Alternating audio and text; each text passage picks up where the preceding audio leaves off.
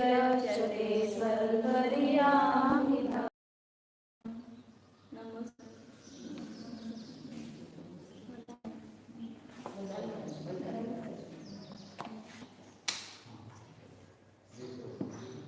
द्रव्य के भेद कितने बताएं?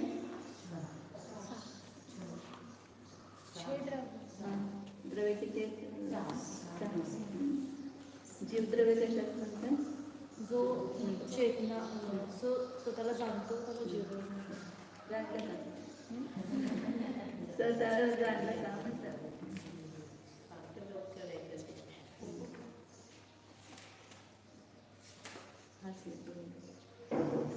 ज्यामध्ये चेतना म्हणजे ज्ञानदर्शन आहे त्यास जीवचक्र म्हणतात. उद्गम द्रव्य कशात म्हणतात? संजना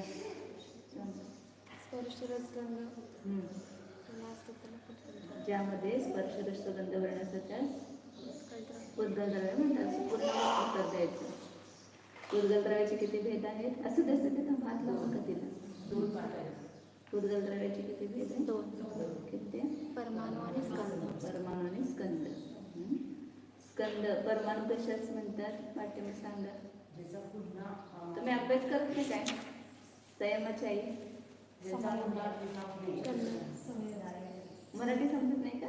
फक्त समजतं वाचायला कन्नड इरबेकला प्रवेशिका ಅದು ಓದೋದು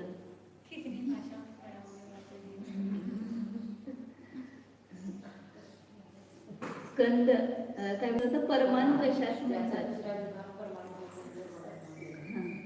त्याच परमाणु म्हणतात. त्या परमाणूमध्ये किती स्पर्श रस गंध वर्ण असतात मी सांगितलं होतं? एक वर्ण, एक गंध आणि 2 स्पर्श. 2 स्पर्श असतात. 2 स्पर्श कोणते असतात? परमाणु आणि स्कंद. स्निग्ध वृक्षपैकी एक आणि हलका नाही उष्णित आणि उष्णपैकी एक. हे 2 असतात. स्कंद कशास म्हणतात? स्कंद 2 किंवा अनेक परमाणूंच्या बंधास स्कंद म्हणतात. बंध कशास म्हणतात? सांग बरोबर. अनेक वस्तूंमध्ये एकत्वाचा व्यवहार. काय ते बंद होते म्हणजे अनेकामध्ये एकत्व येते ना. जे एकत्व येत नाही फक्त एकत्वाचा आरोप केला जातो की एक म्हणून. अनेक द्रव्यों में एक पने का व्यवहार जिस संबंध विशेष के कारण होता है ऐसा संबंध हुआ कि जिससे का उसको एक अनेक द्रव्य होते हुए हमने एक कहा उसको. जैसे एक पुस्तक, एक पीछी, ऐसा उसका संबंध हुआ कि जिससे वो अनेक होते हुए भी एक पने का व्यवहार हुआ. जिस संबंध विशेष के कारण होता है उस संबंध विशेष को बंध कहते हैं. जैसे अभी ज्वारी अपन ये रखी संबंध हुआ लेकिन ऐसे एक पने का व्यवहार हुआ ऐसा संबंध हुआ क्या? अलग अलग ज्वारी है तो उसका संबंध तो हुआ वहाँ पर संयोग संबंध लेकिन उसमें एक पना का व्यवहार नहीं हुआ तो उसका बंध नहीं हुआ वहाँ पर. पूरी जितनी भी सबको ज्वारी बोल रहे हैं. सबको ज्वारी बोल रहे लेकिन सब ज्वारी को एक ज्वारी बोल रहे क्या? एक गेहूँ बोल रहे क्या? वो सब अलग अलग है ना छोटे छोटे. उसका ऐसा संबंध नहीं हुआ कि जिससे उसमें एक पने का. जैसे हम एक लड्डू बोलेंगे तो परस्पर में वो बंध हो गया ना उनका तो उसको एक लड्डू बोलेंगे. तो एक स्कंद जो होता है वो कैसा होता है? ऐसा छोटा छोटा नहीं होता. वो सब परमाणु ऐसे जुड़ जाते हैं कि जिसके कारण वो एक कहलाता है. जैसे अभी एक शरीर एक पूरा परस्पर में जुड़ा हुआ है ना ऐसे संबंध ऐसा हुआ कि जिससे एक पने का व्यवहार हो. वो परिभाषा ध्यान में रखना. अनेक वस्तु में एक पना का व्यवहार जिस संबंध विशेष के कारण होता है ऐसा संबंध होना कि जो परस्पर में मिल जाएगा तो उसको ही बंध कहते हैं. जैसे जीव और पुद्गल का भी दोनों का एक क्षेत्र होगा ऐसा संबंध हो जाता है ना. जिसको अलग नहीं कर सकता. शरीर के साथ जीव का कैसा संबंध हो गया है? संश्लेष संबंध हो गया तो दोनों को अलग नहीं कर सकते. या कर्म और जीव का भी कैसा संबंध हुआ है? संश्लेष संबंध हुआ है. वो भी एक बंध ही है. आगे स्कंद के कितने भेद बताएं? 22 भेद बताएं. उसमें से यहाँ पर 5 वर्गनाओं का वर्णन कर रहे हैं. अपन ने कल आहार वर्गना देखी.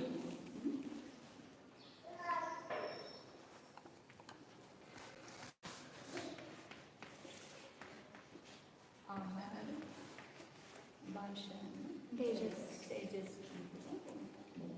तेजस भाषा भाषा मन कर्म मनोवर्गण आणि कर्म कारमांवर्गण.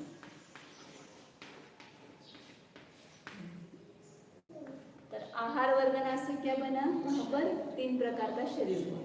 मतलब ये रॉ मटेरियल है आहार वर्गना, उससे क्या चीज बनती है, शरीर बनता है. तो 3 प्रकार का शरीर, औदारिक, वैक्रिक और आहारक. ये 3 शरीर की उत्पत्ति इस आहार वर्गना से होती है. थोड़ा सा इसको ऊपर.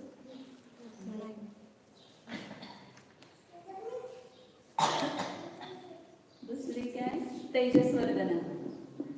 तो ये सब औदारिक शरीर के साथ ही क्या है, तेजस शरीर भी है.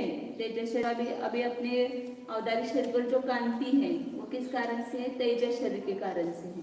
तो तेजस नाम का अलग शरीर है, वो इसके साथ में बंधन हुआ है, लेकिन वो उसका अस्तित्व अलग है. जब यह जीव यह शरीर को छोड़ करके विग्रह गति में जाता है, दूसरे अन्य गति में, यह शरीर साथ में जाता है. औदारिक शरीर तो यही पड़ा रहता है, लेकिन तेजस शरीर और कारमन शरीर, 2 शरीर जीव के साथ में जाते. कहीं पर जीव जाए, लेकिन मोक्ष जाने तक ये पीछा नहीं छोड़ेंगे. तेजस शरीर का काम सिर्फ कांति देना. हाँ, कांति देना है. और ये भी बात कहते हैं कि जो अपन अन्न लेते हैं तो उसका जो पचन होता है वो भी उसका कार्य तेजस शरीर का. फिर विग्रह गति में क्यों जा रहा है वहाँ पे, तो ना कोई कांति का काम नहीं, कोई पांच. वो कांति का काम नहीं, लेकिन तेजस शरीर और कारमन शरीर का अनादिकाल से जीव के साथ संबंध है. एक क्षण भी वो छूटता नहीं है. वापिस आप औदारिक शरीर धारण करेंगे तो वापिस वो तेजस शरीर उसमें काम करेगा. लेकिन वो तेजस शरीर का ऐसा जो है, उसमें नए परमाणु आते हैं, पुराने जाते हैं, लेकिन वो हमेशा बना रहता है. औदारिक शरीर कैसा है, अपन यहाँ पर धारण किया, जन्म लिया, ये औदारिक शरीर प्राप्त हुआ, वापिस यही छोड़ करके चले जाते, दूसरा औदारिक शरीर ग्रहण करते हैं. वो पूरा का पूरा नया मिलता है, लेकिन तेजस शरीर नया नहीं मिलता है. ऐसे कुछ चीजें रहते हैं, आपने पुराना मकान बदल दिया, नए मकान में गए, लेकिन कुछ चीजें आप वो पुराने मकान में से नए मकान में लेके जाते हैं. जैसे बर्तन है और भी जो कपड़े हैं वो सब लेके जाते हैं ना. ऐसे यहाँ पर तेजस शरीर रूपी जो कपड़ा है वो लेके जाएंगे साथ में. हाँ, आनंद भगवान का भी होता है. 14वें गुणस्थान में ही नष्ट होता है ये सब. सभी शरीर 14वें गुणस्थान में नष्ट होते हैं. तेजस जो आपने बोला कांति देने वाला, कांति मतलब वो जो आजकल बोलते हैं ऑरा, जो हमारा ऑरा होता है उसी को कांति बोलते हैं. हाँ, मतलब ये जो इसके जो ये फिनिशिंग दिखाई दे रही है, ये तेजस शरीर है. तेजस शरीर के कारण ये कांति है. अभी आगे आएगा तेजस शरीर का वर्णन. यहाँ पर तेजस वर्गना बता रहे हैं. तो ये तेजस वर्गना है, ये रॉ मटेरियल, इससे तेजस शरीर बनता है. जिस पुद्गल स्कंद से तेजस शरीर की उत्पत्ति होती है, उस पुद्गल स्कंद को क्या कहेंगे, तेजस वर्गना कहेंगे. ये सब पुद्गल की वर्गनाएं हैं और इनसे ये मॉडल तैयार होते हैं. आहार वर्गना से औदारिक शरीर का मॉडल तैयार होता है और तेजस वर्गना से तेजस.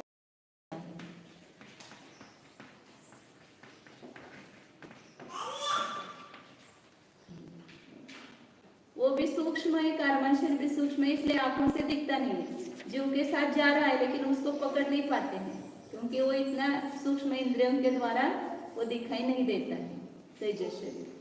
अभी जब वेदना समुद्रात वगैरह भी आएगा ना, उसके साथ में तेजस शरीर और कारमन शरीर बाहर निकलता है.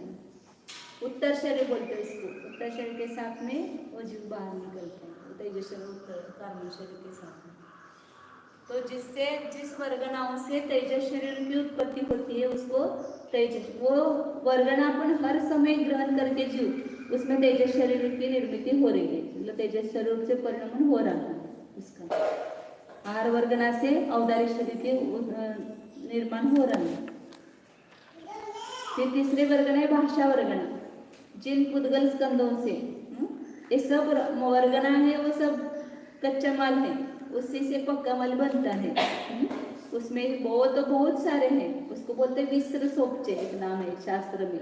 कभी आपको आएगा तो विस्र सोपचे ऐसा शास्त्र में नाम आता है। विस्रसा मतलब स्वभाव, जय मतलब समूह। आत्मा के संपूर्ण प्रदेशों में ये सब वर्गना भरी हुई है। कौन सी? आहार वर्गना, तेजस वर्गना, भाषा, बाणु और कर्म। ये लाने के लिए भी हमें बाहर जाना नहीं पड़ता है, यही का यही परिवर्तन होता है खाली। वो आहार वर्गनाएं हैं, वही आहार औदारिक रूप से परिणमन करती है।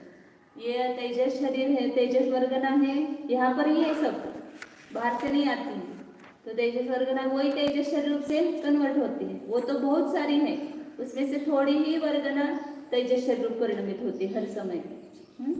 उसको अभी आगे बोलेंगे समय प्रबंध वगैरह। फिर अभी शब्द बोल रहे हैं तो यहाँ पर ही भाषा वर्गना है, वही भाषा वर्गना जो के निमित्त से शब्द रूप से परिणमन कर रही है। तो जिन पुद्गल स्कंदों से शब्द बनते हैं, तो जब अपने को जरूरत होती है तो इस भाषा वर्गना से बोलने की इच्छा की और वो भाषा वर्गना शब्द रूप से परिणमित। सब भाषा वर्गना तो बहुत सारी है, उसमें से जितनी वो यूज करते हैं उतनी भाषा वर्गना वह शब्द रूप से परिणमित होती है। स्वभाव रूप से जो समूह रूप से है यहाँ आत्मा के प्रदेशों के साथ में स्वभाव रूप से ही है वो, वह ये वर्गना है सब। ये जो वर्गना है ना, अभी तैशल नहीं बनी है, अभी अवदारेश्वर नहीं बनी है, तो उसको विस्र सोपचे बोलते हैं। विस्र सोपचे मतलब ऐसा समूह है इन वर्गणाओं का कि उसमें से ही, उन वर्गणाओं में से ही आरक्षर औदार्य आदि की उत्पत्ति होती है, उसमें से तेजस शरीर की उत्पत्ति होती है। मतलब ये सामान लाने के लिए आपको बाजार जाने की जरूरत नहीं है, यही पर सब कुछ है ऑलरेडी। केवल यह जीव योग मनोवचन का योग करता है, वो हर समय चल रहा है, तो अपने आप आहार वर्गना ग्रहण करके औदार्य शरीर रूप से परिणमन होता है। आहार वर्गना मन वचन कैसे? हाँ, योगों से आहार वर्गना और एक आरमान वर्गना, इनको ग्रहण करके औदारिक शरीर रूप से और कारमान वर्गना को कारमान शरीर रूप से परिणमन करने की, उसको एक बोलते हैं योग। किसको कहते हैं? कर्म नो कर्मों को ग्रहण करने की जो शक्ति है उसको योग संज्ञा दी है। मन वचन का जैसे तपा हुआ लोहे का गोला पानी में डाल दिया तो क्या होता है? चारों ओर से पानी खींच लेता है ना। ऐसे यहाँ पर ये योग से युक्त आत्मा, योग से सहित आत्मा ये चारों ओर से सभी परमाणुओं को ग्रहण करता है, कर्म के और नो कर्म के। तो उससे ही औदारिक शरीर बनता है और कार्बन वर्गना से कार्बन शरीर बनता है, मतलब 8 कर्म बनते हैं।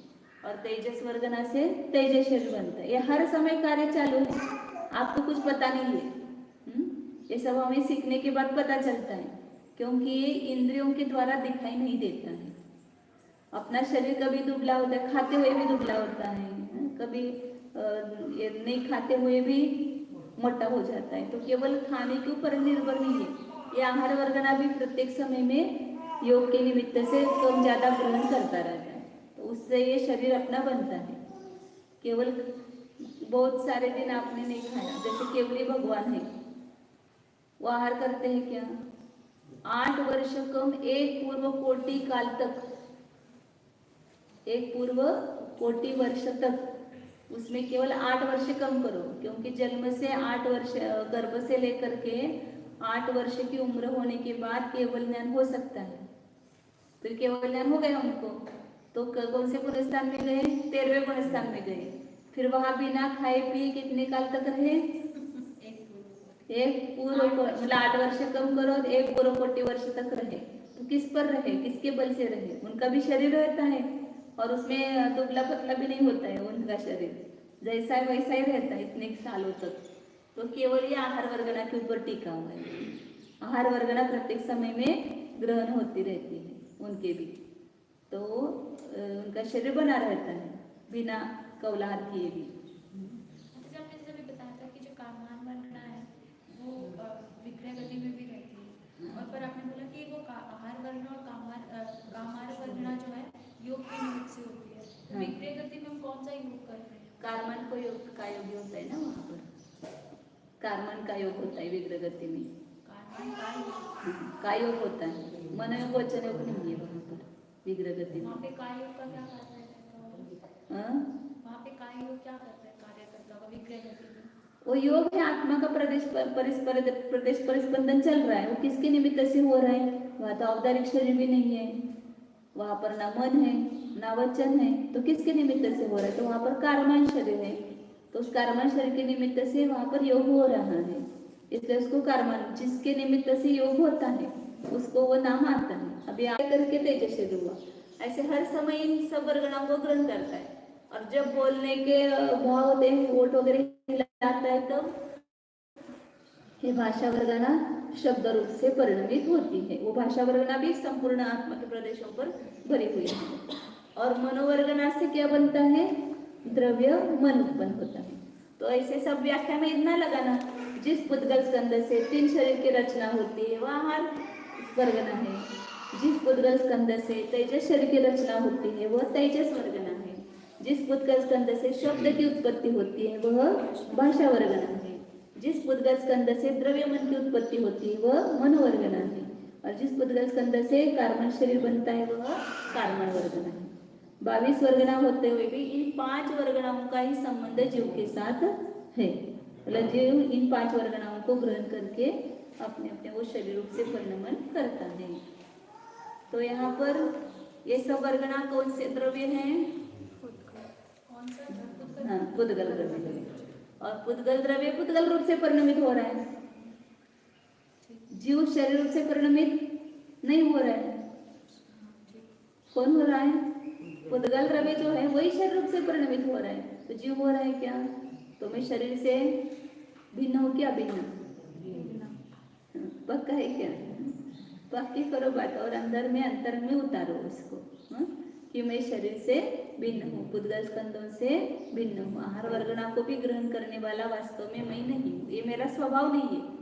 विभाव परिणाम में आकर के ये निमित्त नैमित्तिक संबंध से जीव इन वर्गणाओं को ग्रहण करके उस शरीर से परिणमन करता है। जीव करता है ऑटोमेटिक होता है सब, अपने आप वर्गना को जीव ग्रहण करने के लिए जाता नहीं है, लेकिन जीव आने पर ही ये कार्य होता है। इसलिए जीव पर उपचार होता है कि जीव उसको ग्रहण करता है।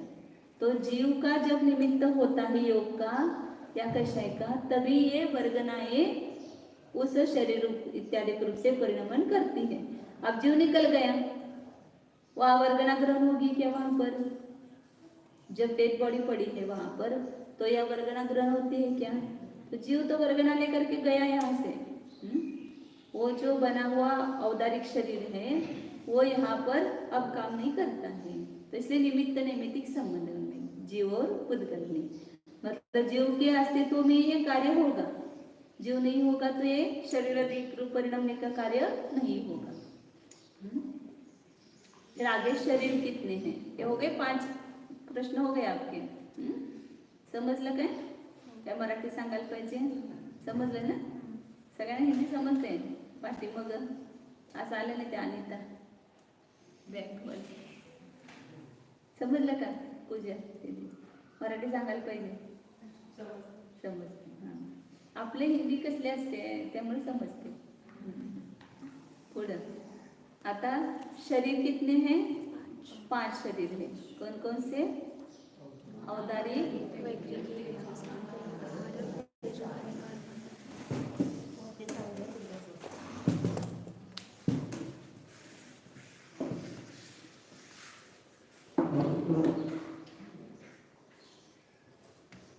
औदारिक,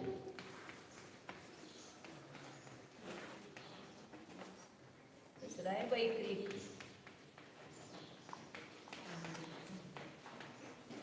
तीसरा है आहारक शरीर,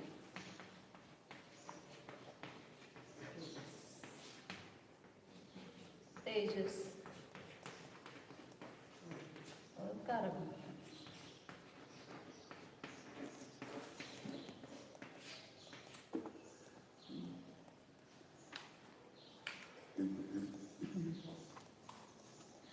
तो औदारिक शरीर पहला है।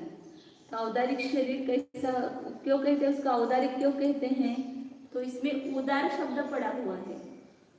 संस्कृत आप कभी पढ़ते हुए मराठी में भी आता है, इससे वो शब्द उत्पन्न होते हैं ना, शब्द से दूसरे शब्द उत्पन्न होते, तो उदार शब्द से औदारिक शब्द बना है। उदार मतलब होता है स्थूल, जो स्थूल शरीर होता है, मतलब जो दिखाई देता है।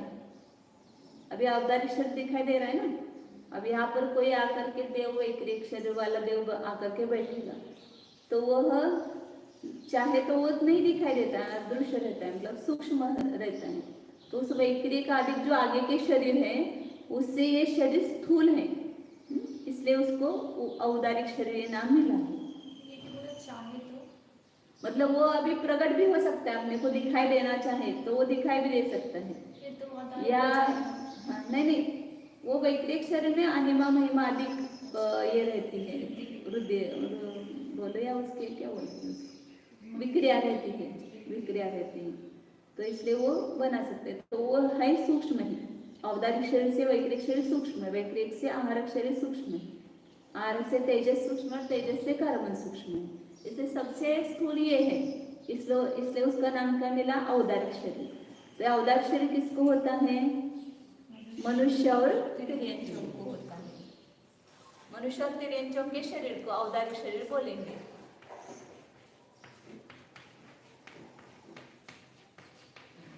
तिर्यंच समझ में आते हैं ना, मनुष्य को समझ में आते हैं, अपन सब 2 पाय वाले मनुष्य हैं, और तिर्यंच कौन है, सभी पशु पक्षी तो पंचेंद्रिय हो गए तिर्यंच, एकेंद्रिय से लेकर के पंचेंद्रिय तक सभी को तिर्यंच बोलेंगे। एकेंद्रिय जीव है, मेरे पाला पता है एकेंद्रिय जीव कौन होते हैं, कौन होते हैं भक्ति, एकेंद्रिय जीव कौन से हैं, पृथ्वी, पाणी, अग्नी, वायू, वनस्पती, हे पण जीव आहेत, आणि त्यांचे इंद्रिय कोणतं आहे, एकच इंद्रिय असते त्यांना, म्हणून त्यांना एकेंद्रिय जीव म्हणतात। फक्त स्पर्शनेंद्रिय त्यांना, बाकी कोणतं इंद्रिय असत नाही। तर त्या एकेंद्रिय जीवांचं जे शरीर आहे ते पण औदारिक शरीर आहे। पृथ्वी हे शरीर आहे, म्हणजे दगड हेच त्यांचं शरीर आहे, पाणी हेच त्यांचं शरीर आहे, जलकायिक जीव आहे त्यांचं शरीर पाणीच, आपलं जसं हे शरीर आहे ना, तसं त्या जीवांचं शरीरच पाणी रूप आहे, त्या शरीराला त्यांनी धारण केलेलं आहे, त्याच्यामध्ये जीव आहे। एक पाण्याचा थेंब तुम्ही घेतला तर असंख्यात जलकायिक जीव आहे त्याच्यामध्ये, 1-2 नाही आहेत। एका पाण्याचा थेंब म्हणजे एक जीवाचं शरीर नहीं है, एक जीव का शरीर नहीं है वो, एक पानी की बूंद मतलब असंख्यात जलकायिक जीवों का मिलकर के वो शरीर है। वो तो जो आपको माइक्रोस्कोप से दिखाई देते हैं उसकी गिनती की है, वो त्रस जीव है और उसकी आप जीवानी करते हो, लेकिन जो एकेंद्रिय जीव है उसकी इतनी अवगाहना छोटी है, सूक्ष्म है। अंगुल का भी असंख्यात्व भाग कहते हैं उसको, मतलब ये अंगुल समझो और इसका असंख्यात टुकड़े करो तो दिखाई देगा क्या उसका, इतना छोटा शरीर है उनका, अंगुल का असंख्यात्व भाग बोलते। इसलिए जो भी अपने को दिखाई देता है पानी की बूंद, वो एक जलकायिक जीव नहीं है, असंख्यात जलकायिक जीव है, उनका मिलकर के वो शरीर है। मतलब अलग है, प्रत्येक का शरीर अलग है, लेकिन इतना छोटा भाग है उसका शरीर का। और जो अग्नि दिखाई दे रही है अपने को, तो उस अग्नि की एक कणिका लो तो भी उसमें असंख्यात अग्नि का एक जीव है। एक पृथ्वी की धूल ले लो, धूल का एक कण छोटा सा, तो भी एक जीव का शरीर नहीं है, वो असंख्यात पृथ्वी का एक जीव का शरीर है। जो भी अपने आंखों से दिखाई दे रहा है वो एक इंद्रिय जो दिखता ही नहीं अपने को, जो भी दिखाई दे रहा है वो असंख्यात जीवों का मिलकर के ही शरीर दिखाई दे रहा है। तो सबका औदारिक शरीर है, हाँ, सबका शरीर अलग अलग है, लेकिन सब शरीरों का पुंज ऐसा अपने को दिखाई देता है। उसको स्थूल भी कह रहे हैं, अगर उनको हमें दिखाई नहीं दे रहा तो वो इसलिए वो वहाँ जो सूक्ष्म जीव है या एक इंद्रिय जीव है, उनका शरीर जो है वो छोटा है, लेकिन बाकी जो स्थूल रूप से दिखाई दे रहा है ना, इस अपेक्षा से उसको औदारिक कहा है। वैक्रिक आदि शरीर की अपेक्षा से इसको औदारिक कहा है। औदारिक शरीर है, दिखाई देता है वो औदारिक शरीर से व्याख्या नहीं है, लेकिन वो शब्द की उत्पत्ति बोलते हैं उसको। तो कैसे हुए, तो उदार से औदारिक हुए। हाँ, निगोद मनोवर्ग ना हो उसको नहीं ग्रहण करेगा। एक केंद्रीय जीव में केवल औदारिक शरीर है और तेजस और कारमान है, वो भाषा और मन को ग्रहण नहीं करेंगे क्योंकि उनको भाषा और मन नहीं। पंचेंद्रिय जीव ही पांचों वर्गनाओं को ग्रहण करेंगे। तो क्या कह रहे हैं कि तिर्यंच एक इंद्रिय से लेकर के पंचेंद्रिय पशु पक्षी तक सभी को तिर्यंच संज्ञा है। एक इंद्रिय को भी क्या बोलेंगे? तिर्यंच गति के जीव है वे, अपने जैसे ही जीव है पृथ्वी पानी अग्नि वायु में। तो जब यूज करेंगे तो कैसा यूज करना उसका, कितने जीव मर रहे हैं, ऐसा भाव होना चाहिए वहां पर।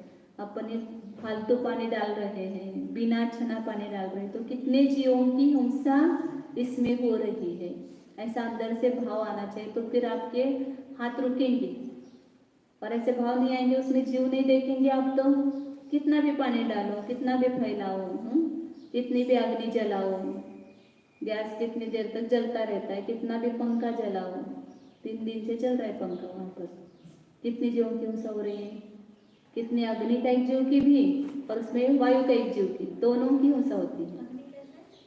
वो अग्नि से चलता है ना पंखा, लय से चलता है, बिजली से चलता है ना, तो अग्नि का एक जीवों की भी हिंसा हो रही है और वायु का एक जीवों की भी हिंसा हो रही है।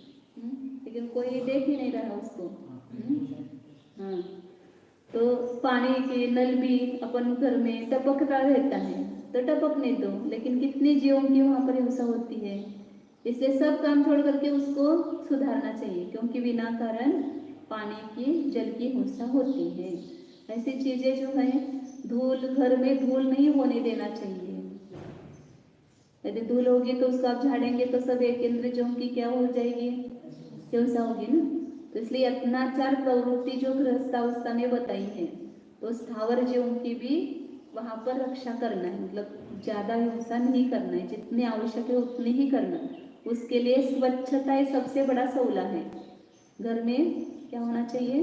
स्वच्छता, कि जिससे धूल वगैरह बैठ जाए तो पुनः आप उसको बाद में पोछेंगे, धोएंगे, तो सब जीव मर जाएंगे ना।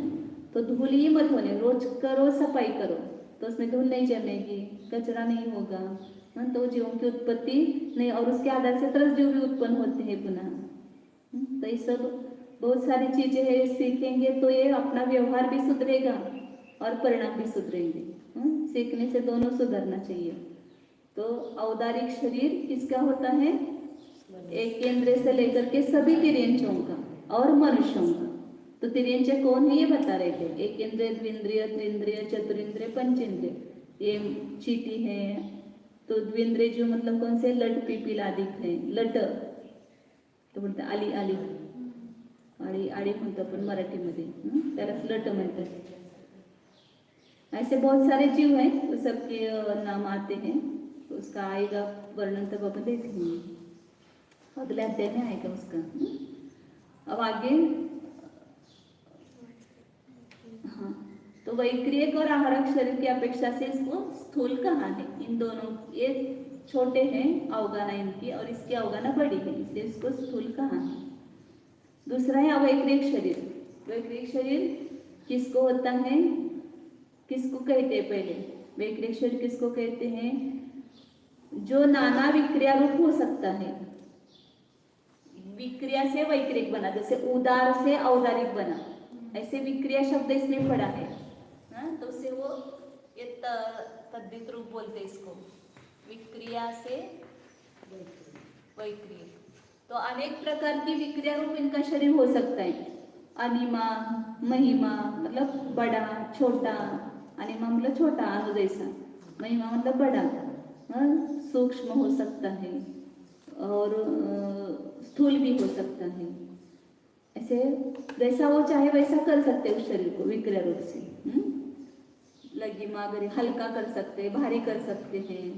जैसे वो आप इसमें रामायण में बताते हैं ना, हनुमान ने अपनी जो पूंछ है ऐसे इतनी लंबी कर दी और फिर कितना भी उठाए तो उठी नहीं। तो उसने क्या किया था, विक्रिया की थी वो, क्योंकि वो विद्याधरों में विक्रिया होती है, वो विद्याधर था, तो उसमें वो इतनी ये हो गई थी, क्या बोलते भारी गुरु हो गई थी। तो विद्याधर जो मनुष्य में आएंगे हाँ, मनुष्य में आते हैं तो उनमें भी विक्रिया करने की शक्ति रहती है, विद्याधरों में भी। मनुष्यों में ही एक विद्याधर जाति के मनुष्य हैं, तो वो जो पर्वतों के गुफा इत्यादि में उधर उनके निवास है, जो बीच में पर्वत है ना, हिमवान पर्वत वगैरह, उसके दोनों साइड में उनके निवास स्थान है, तो उनमें भी ये शक्ति है। औदारिक शरीर में भी विक्रिया करने की शक्ति होती है, लेकिन उसको वैक्रिक नहीं बोलते हैं शरीर, लेकिन उससे हुआ जो है उत्तर शरीर बोलते हैं उसको, मतलब उस औदारिक शरीर से बना हुआ विक्रिया रूप शरीर है वो। और ये वैक्रिक शरीर मतलब इनके मूलतः ही वैसा होता है। तो किनको होता है, मतलब किसको कहा वैक्रिक शरीर? जिसमें एक अनेक स्थूल सूक्ष्म इत्यादि विक्रिया रूप, हल्का भारी इत्यादि विक्रिया रूप होने की शक्ती है, त्याला कोणतं शरीर म्हटलं? वैक्रिक शरीर। अनेक प्रकारची विक्रिया करू शकतात ते। हाँ, कम ज्यादा शक्ति होती है उनमें।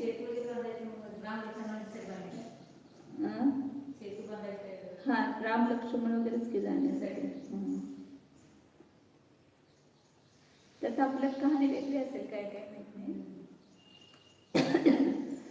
देव और नारकियों को ये वैक्रिक शरीर होता है।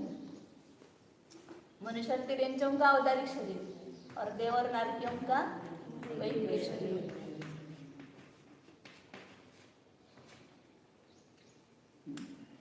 चार गति है ना, तो मनुष्य और तिरंजे गति में औदारिक शरीर होता है, देव और नारकियों में वैक्रिक शरीर होता है। तीसरा शरीर है आहारक शरीर। आहारक शरीर किसको कहते हैं और किनको होता है? वो तो आहारक वृत्तीधारी छठे गुणस्थानवर्ती मुनियों को, आहारक वृत्तीधारी 6व्या गुणस्थानवर्ती मुनींना सूक्ष्म तत्व आहारक वृत्तीधारी 6व्या गुणस्थानवर्ती मुनींना सूक्ष्म तत्वांच्या निर्णयाकरता केवली अथवा शुद्ध केवली जवळ जाण्यासाठी, संयमातील दोष दूर करण्यासाठी व तीर्थ वंदनेसाठी मस्तकातून एक हात प्रमाणाचा पांढऱ्या वर्णाचा सप्त धातू विरहित पुतळा निघतो, त्या पुतळ्याच्या शरीराला आहारक शरीर म्हणतात। मोठी व्याख्या, परंतु थोडं भाव समजून घ्या, लक्षात येते। आहारक शरीर किसको होता है? जो मुनि राजा होते हैं उनको ही होता है। मुनि राजों का गुणस्थान कौन सा है? छठा और 7वां है। लेकिन जब छठे गुणस्थान में वे होते थे, उनका गुणस्थान बदलता रहता है। कुछ समय तक उनके परिणाम छठे गुणस्थान जैसे होते हैं, फिर कुछ समय तक 7वें गुणस्थान जैसे, प्रमाद सहित और प्रमाद रहित, ऐसी अवस्था उनकी होती रहती है। तो जब प्रमाद में होते हैं, छठे गुणस्थान में होते हैं, तब ये कार्य होता है। जब उनको कोई पढ़ते समय, चिंतन करते समय ऐसे सूक्ष्म तत्वों का निर्णय नहीं हो रहा है, ऐसा है कि ऐसा है, ऐसा संशय बन गया, अब उसको यहाँ कोई है नहीं उसका निवारण करने के लिए, कोई केवली और शुद्ध केवली नहीं है, तो फिर क्या करेंगे? तो जहाँ पर विदेह क्षेत्रादिक में हमेशा केवली शुद्ध केवली होते हैं, तो उनको एक भाव होते हैं कि इस तत्व की शंका उनके पास अपन दूर करेंगे। तो ऐसे सूक्ष्म तत्व के निर्णय करने के लिए केवली और शुद्ध केवली के नजदीक जाने के लिए, वहां पर इस शरीर से जाएंगे तो नहीं जा सकते हैं, क्योंकि इतना पैदल चलना और जाने में कितना टाइम लगेगा और कितने जीवों की हिंसा होगी। भले कितने भी देख करके चलो तो भी जीवों की हिंसा होती ही है। तो इतना पैदल जाएंगे तो जाना संभव ही नहीं है पैदल, और गए तो भी समझो पास में है कहीं पर, तो वहाँ जाना है तो भी इतने जीवों की हिंसा होती है। इसलिए उसको टालने के लिए, सूक्ष्म तत्व का निर्णय करने के लिए, केवली और शुद्ध केवली के नजदीक जाने के लिए क्या होता है?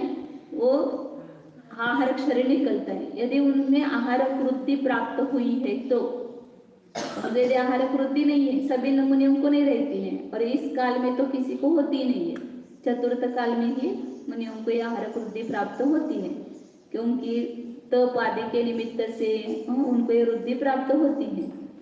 तो संयम, और दूसरा संयम अभी बताए, संयम के दोष दूर करने के लिए, मतलब हिंसा आदि असंयम होगा तो उसके दोष दूर करने के लिए वो आहारक पुतला निकालते हैं।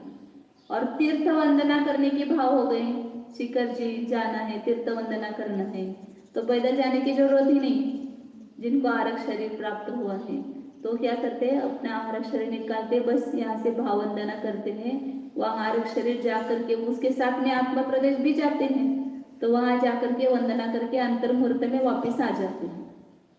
ऐसे शिखर जी वंदना करने जाएंगे तो इतने 6 महीने लगते हैं।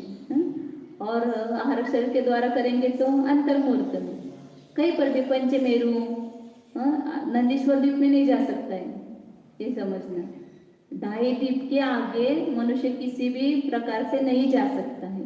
2.5 द्वीप के भीतर ही कई तीर्थ वंदना वगैरह करना है उनको, तो वो आहारक शरीर निकलता है। कहाँ से निकलता है आहारक शरीर?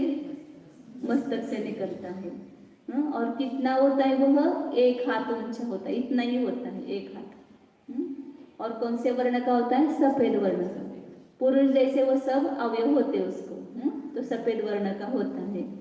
और सप्त धातु रहित, मतलब जैसे अपने ये सप्त धातु है, खून है, मांस है, हड्डी है, मज्जा है, ये है, ये सब नहीं होता है उसमें, सप्त धातु से रहित। ऐसा जो पुतला निकलता है, प्रतिमा निकलती है वो, तो उस पुतले को ही क्या कहते हैं?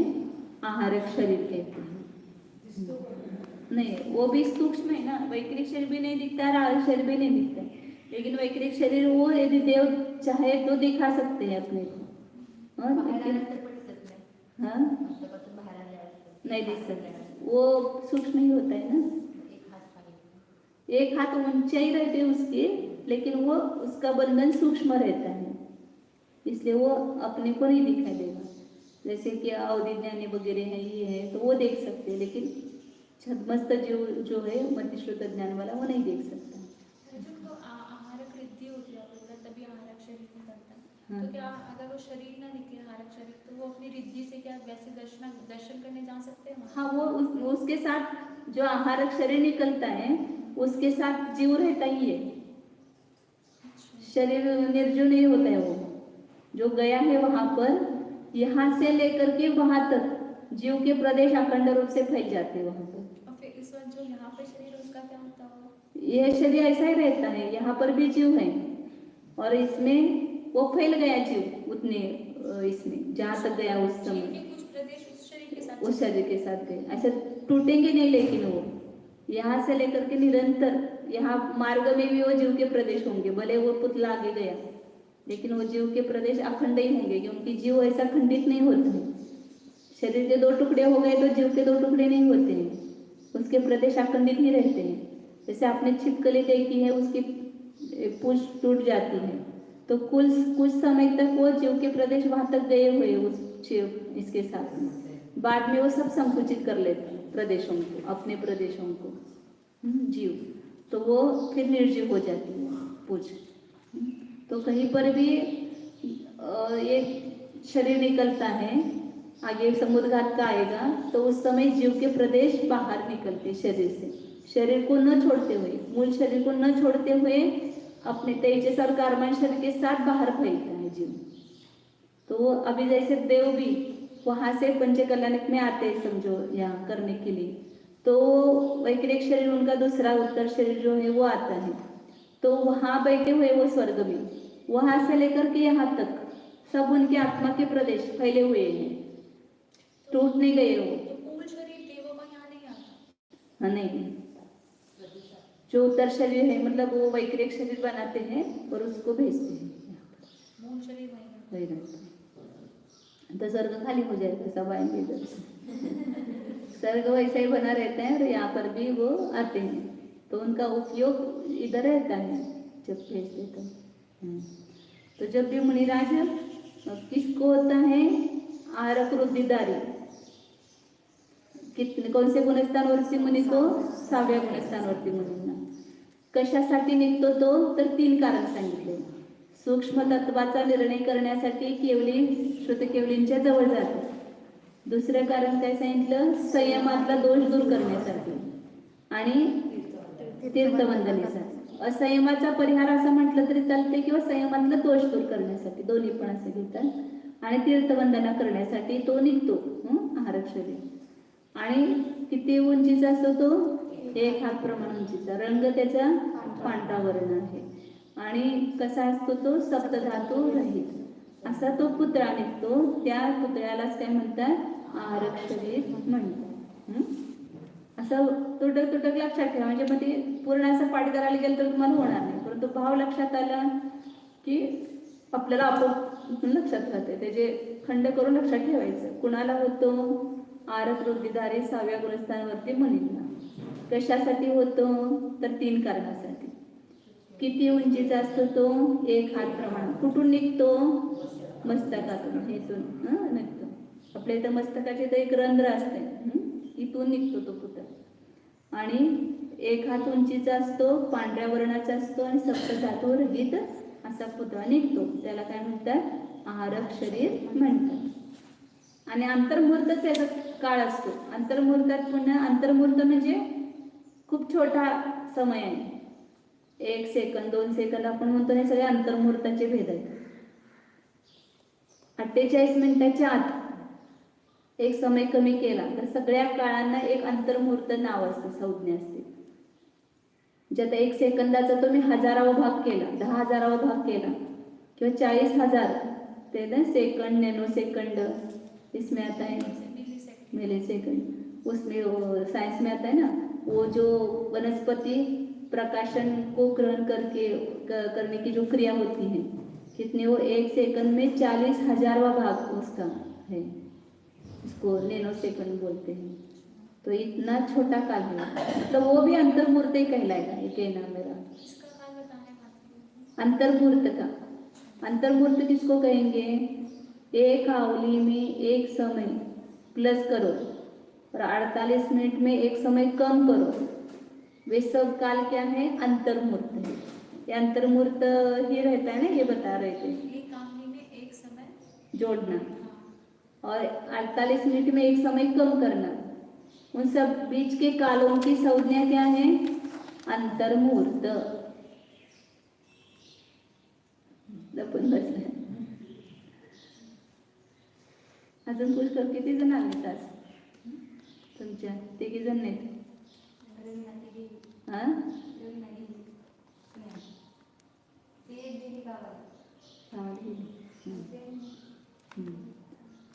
शिकत जावा, तुम्हालाच फायदा आहे त्याच्यामध्ये, आमचा काही फायदा नाही. तुम्ही आला तर फायदा कोणाचा, स्वतःसाठी करायचा. धर्म सुद्धा स्वतःसाठी केला तर तो व्यवस्थित होतो, कोणाच्या तर जबरदस्तीने केलं तर व्यवस्थित होत नाही. जे स्वतःसाठी येते त्यांना सांगायला लागत नाही या म्हणून. पूजा बघा कोणासाठी येते, कळत येते ना, तिला आवड आहे. म्हणजे अशा अंतरंगातून तुम्हाला रुची उत्पन्न व्हायला पाहिजे. रुची उत्पन्न झाली की आपोआप पाय इकडे वळतात. आणि मग कुठलं कारण सांगणार नाही आमचं हे आहे ते आहे वगैरे. पुढं काय झालं, आहारक शरीर झालं.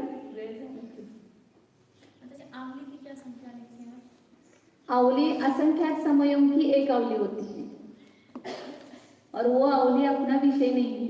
छद्मस्तका इतने सूक्ष्म काल है. अपन पलक झपकते हुए संख्यात करोड़ आवली हो गई. इतने काल में कितनी आवली हुई, करोड़ आवली हुई. और उसमें एक आवली में समय कितने हुए, असंख्यात समय हुए. ये सब संख्या मान, ये सब जो कण में आता है वो सब सीखने लायक है. पूरा गणित इतना इंटरेस्टिंग है उसमें, सब पूरा डिटेल उसमें, कौन सी संख्या कितनी है, छोटी है बड़ी है, उसका वैसा वर्णन किया है पूरा. आगे आहार शरीर होगा तेजस शरीर. अब तेजस वर्गना से कौन सा शरीर बनता है, कहा था तेजस शरीर.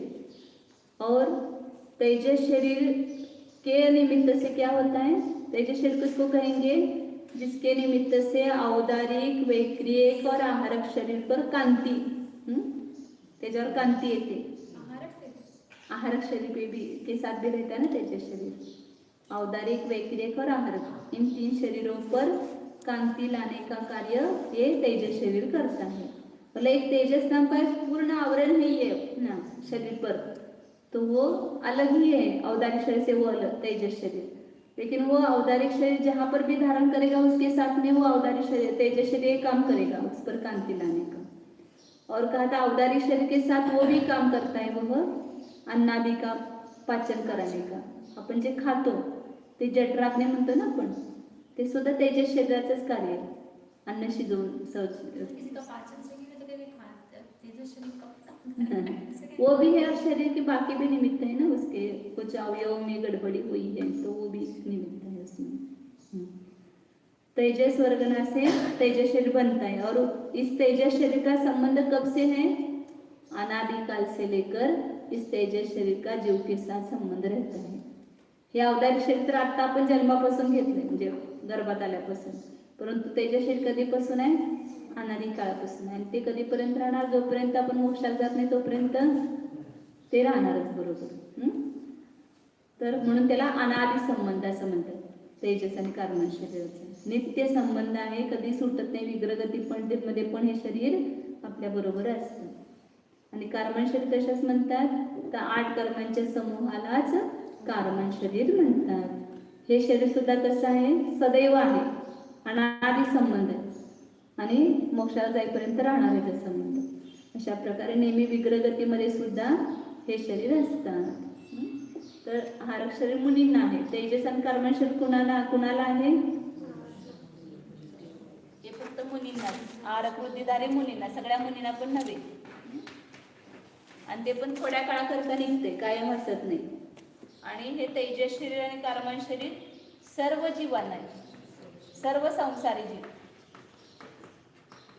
एकेंद्रियापासून पंचेंद्रियापर्यंत, मनुष्य, तिर्यंच, देव, नारकी सगळ्यांनाच हे तेजस आणि कार्बन शरीर. म्हणजे आपण कुठल्याही गतीत गेलो तर हे 2 शरीर आपल्या बरोबर असतातच, नेहमी बरोबरच जातात आपल्या. कर्माचं गटोळं बरोबर घेऊन जातो म्हणतात की नाही जीव, सगळं सोडतो इथंच. जे धन मिळवण्यासाठी पाप केलं ते बरोबर घेऊन जाणार आणि धन तिथंच राहणार. म्हणून मग धन पाप करून कमवायचं की नाही याचा विचार करायला पाहिजे.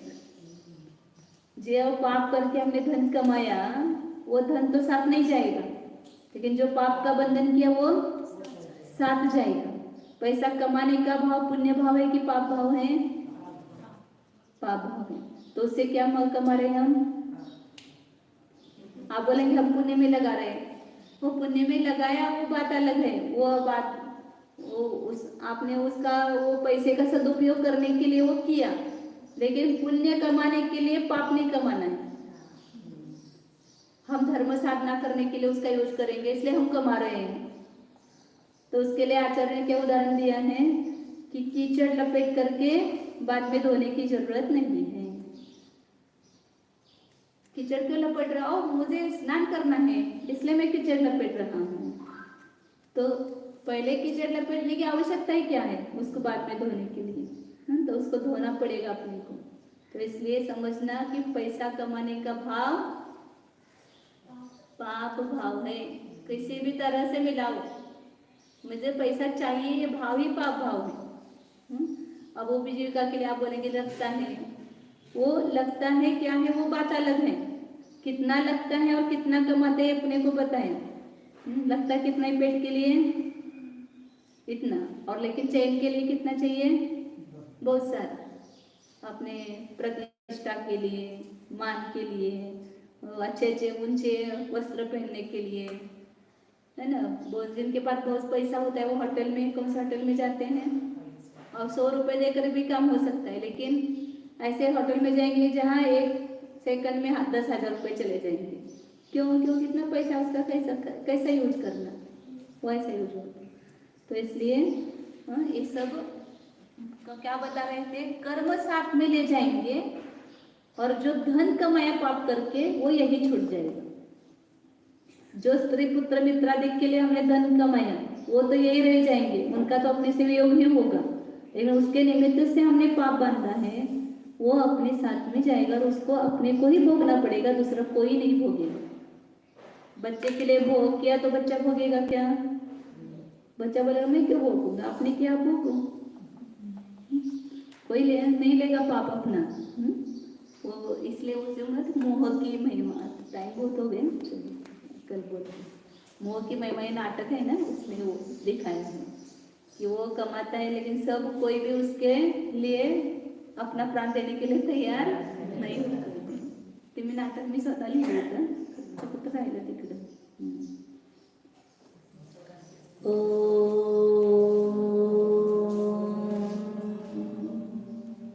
जानिए यह मैं शुद्ध चैतन्यमय जीव हूँ, अनादि अनंत अखंड हूँ, टंकोत्कीर्ण न्यायगस हूँ, जानने वाला ही हूँ, जान ही रहा हूँ, पहले भी जान ही रहा था, आगे भी जानता ही रहूंगा। तो जो जान रहा है वह मैं हूँ, इतना भाव भसन करो भीतर में।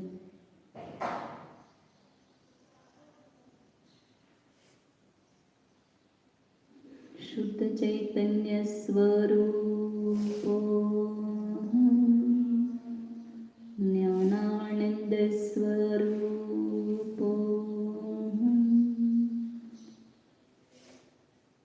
शुद्ध एको